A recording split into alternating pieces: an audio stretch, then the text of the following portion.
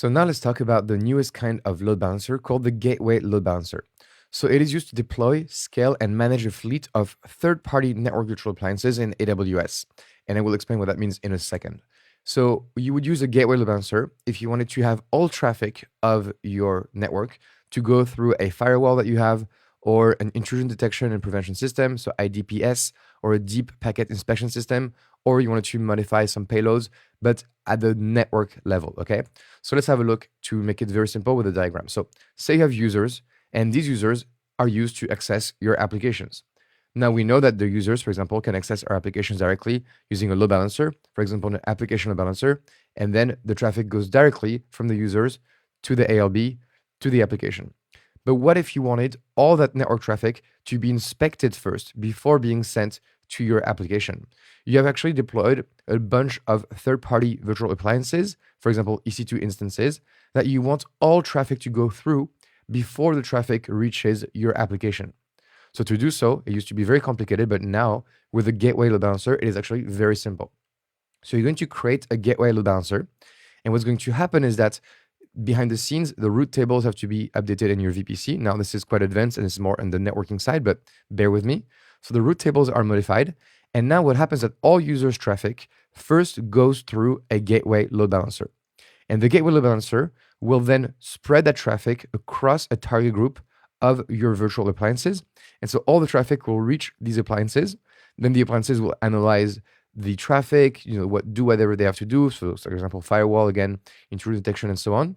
And then if they're happy with it, they can send it back to the gateway load balancer.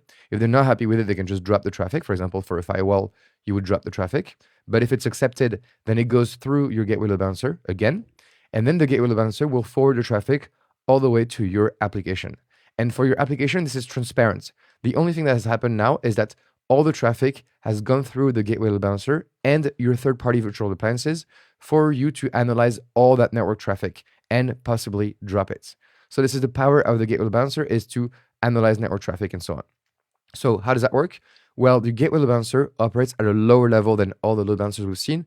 This is layer 3, which is a network layer for IP packets. So what's going to happen is that your gateway load balancer has two functions.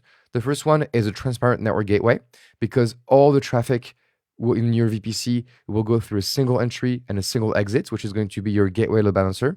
And then is going to be a load balancer because it distributes that traffic across a set of virtual appliances in your target group. So this is basically what you need to remember about the gateway load balancer. And finally, if you see on an exam that you want to use the Geneve protocol on port 6081, then again, this will be right away the gateway load balancer. So hopefully this diagram makes sense.